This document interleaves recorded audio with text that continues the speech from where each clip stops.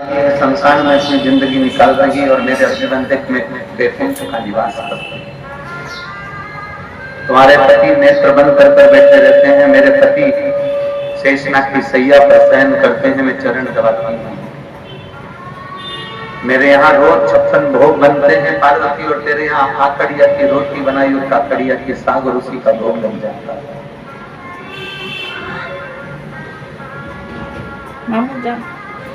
पार्वती जी को जब शब्दों के बाण छोड़े गए, लक्ष्मी जी ने जब एक से ऐसे शब्द लक्ष्मी जी ने पार्वती को कहे, तब पार्वती की आंख से जल गया अश्रु।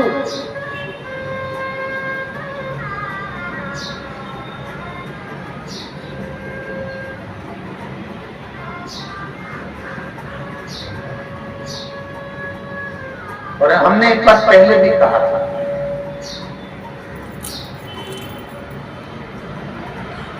राजा होना श्रेष्ठ है, तुम्हारे कर्म के अनुसार तुम राजा बन सकते हो। कुर्सी तुम्हें तुम्हारे कर्म के अनुसार मिल सकती है। यहां की कुर्सी तुम्हारी डिग्री के अनुसार मिल सकती है। यहां का पद तुम्हारी मार्गशीर्ष से मिल सकता है। यहां की पदवी तुम्हें तुम्हारी मार्गशीर्ष से मिल सकती है, तुम्हारी डिग्री से मिल सकती है, पर वहां तुम्हारी ये कागज की डिग्री काम नहीं आएगी। जो तुमने किसी प्यासे को पानी पिलाया और भूखे को भोजन कराया, वो डिग्री। कागज की डिग्री केवल तुम्हारी यहीं तक है।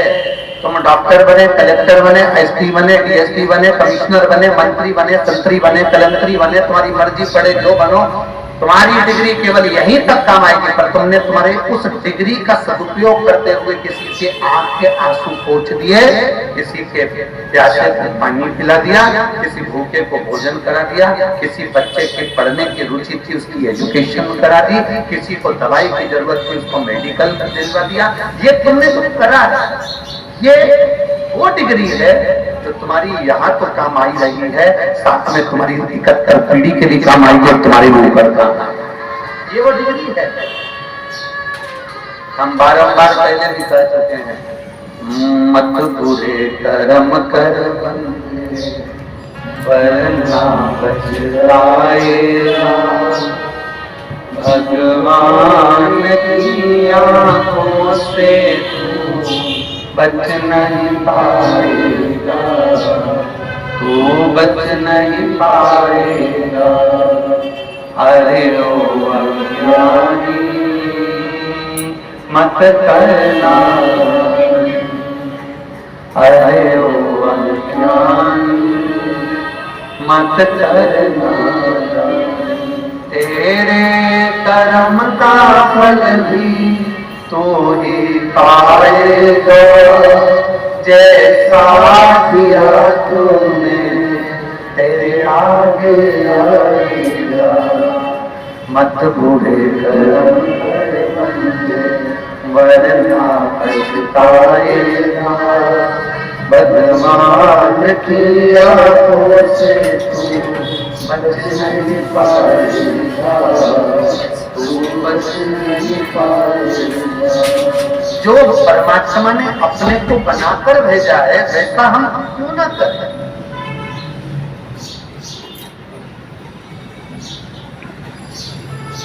अपने कर्म का भोग अपने को कुछ अच्छा करने का प्रयास।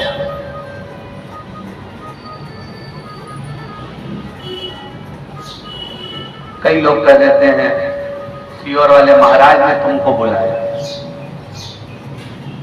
तुम्हें छाती ठोक कर कहना चाहिए उनकी हिम्मत नहीं कि वो बुला ले, हमें तो कुबेर भंडारी ने बुलाया है। ऐसे बुलाने के लिए तो तुम्हारे को टीवी पे 24 घंटे ना जाने कितने रोज बुलाते रहते हैं, हमारे आश्रम आओ, तुम हमारे यहाँ आओ, तुम हमारे यहाँ पहुंचो। बोलो ईमानदारी से बोलो, रोज टीवी पे कजन कितनों को देखते होंगे, रोज बुलाते होंगे। क्यों रो रही है? क्या शंकर भगवान को मालूम नहीं था कि पार्वती क्यों रो रही है? क्या शिव जी को नहीं मालूम था कि पार्वती की आंखों में आंसू क्यों है?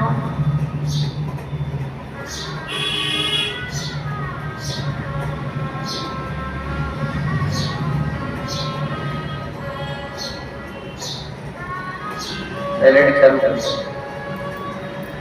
पीछे की एलईडियां नहीं मालूम था क्या? तरकांदर्शी को नहीं मालूम था कि पार्वती जी रो क्यों रही है?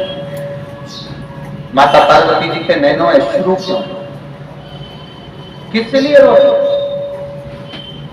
शिव महापुराण की कौमार खंड कहता है कि एक पत्ता भी अगर हवा में हिलता है तो महादेव के कानों में भनक पड़ जाती है कि कोई पत्ता हिल रहा है।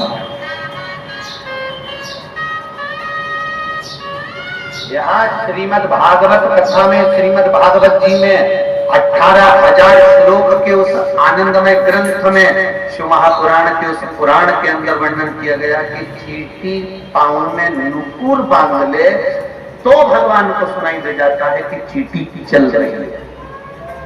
नुपुर बांध ले तो चींटी के नुपुर की आवाज परमात्मा सुन लेता है। आप रोज शंकर जी के मंदिर में जाकर अगर उसको पुकारोगे तो क्या वो तुम्हारी आवाज नहीं सुनेगा? वो चींटी के नुपुर की आवाज सुन लेता है। पत्ता हिले तो पत्ते की आवाज को पहचान जाता है कि पत्ता क्यों हिला। चलो और समझ में आ जाएगा तुमको, सरल भाषा में समझिएगा। दशरथ जी ने जो बाण छोड़ा था, श्रवण कुमार के ऊपर जो बाण लगा था उसका नाम था शब्द भेदी बाण। शब्द को सुनकर दशरथ जी ने बाण छोड़ा था, वो बाण जाकर श्रवण कुमार को लगा। जब एक शब्द का बाण शब्द सुनने पर दशरथ बाण छोड़ देते हैं और वो बाण जाकर हिरण को लगने की जगह श्रवण कुमार को लगता है केवल जल की आवाज कोसों दूर सुनाई दी, तो दशरथ जी ने बाण छोड़ दिया। उसी तरह अपने भक्त की आवाज जब भगवान के कानों तक आती है तो वो त्रिशूल छोड़ देता है।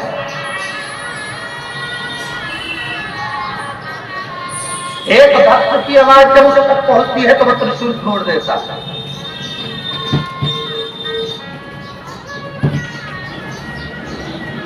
एक लड़के ने अपनी मम्मी से जिद करी थी, मैं 7 साल से नौकरी के लिए अप्लाई कर रहा हूँ और 7 साल हो गए मुझे नौकरी में अप्लाई करते करते। तो सीहोर वाले महाराज की कथा सुनती है, तो अगर मान लो उन्होंने कहा है कि कावड़ यात्रा में जाना, सीहोर की कावड़ बना रही है कुंवर भंडारी की, और मैं कावड़ यात्रा में जाऊंगा इससे मेरी नौकरी लग सकती। क्या केवल दुनिया के लोगों ने, आप टीवी पर जब सर्च करेंगे, गूगल पर सर्च करेंगे, यूट्यूब पर सर्च करेंगे तो कई बड़े बड़े अधिकारी कावड़ ले जाने वालों पर कमेंट्स करते हैं, मूर्ख हो, घर में पड़े रहो, क्यों गंगा जी का जल भर रहे हो, क्यों पैदल इतने किलोमीटर तक चल रहे हो, पागल हो गए हो जो इतने किलोमीटर तक पैदल चलकर जा रहे हो, जल भर कर जा रहे हो, कावड़ भर कर जा रहे हो। ये तो ज्ञानी लोग भरते हैं, ये मूर्ख लोग भरते हैं, ये ढोंग और प्रपंच है, ये अंधविश्वास है। कई बड़े बड़े आला अधिकारी उनको टोकते हैं जो कावड़ लेकर जाते हैं। अब उनको कौन बताए, उनको कौन बताए कि तुम्हारी जिंदगी दारू के नशे में गुजरती है, कावड़िया की जिंदगी गंगा के जल में गुजरती है। कावड़िया की जिंदगी गंगा के जल में गुजरती है, वो साधारण नहीं होता जल भरने वाला। बच्चे ने अपनी माँ से कहा कि मैं सीहोर की कावड़ भरने जाऊंगा, मेरी नौकरी लगी। 7 साल हो गए मुझे नौकरी के लिए। एक चींटी के पांव में भी नुपुर बनता है तो उसकी आवाज सुन लेता है, पीपल का पत्ता भी हिलता है तो उसकी आवाज सुन लेता है। और देवता महादेव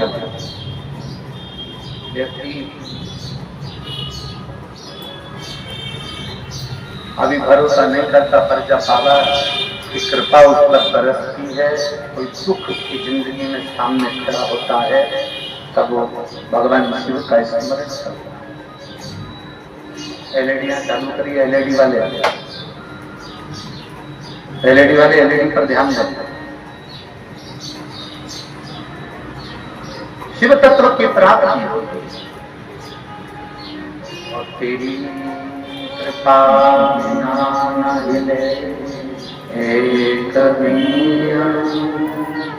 लेते हैं श्वास तेरी कृपा से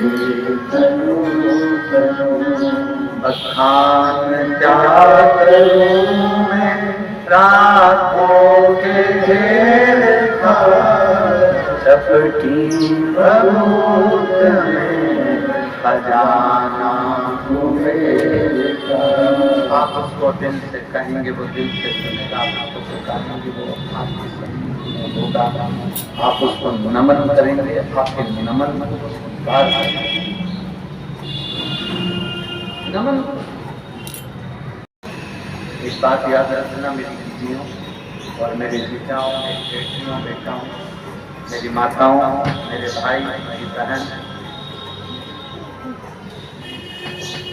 कोई अगर ताना भी देता है, गाली भी देता है, अपशब्द भी करता है ना, तुम उसको अपने अंदर उतार कर रखो, ना रखो। पर मेरा महादेव शंकर के भक्त के ऊपर जब कोई उंगली उठाता है ना, तो उसका जवाब देवदेव महादेव बहुत अच्छी तरह से, उसका जवाब आपको नहीं देना है, जवाब देना है।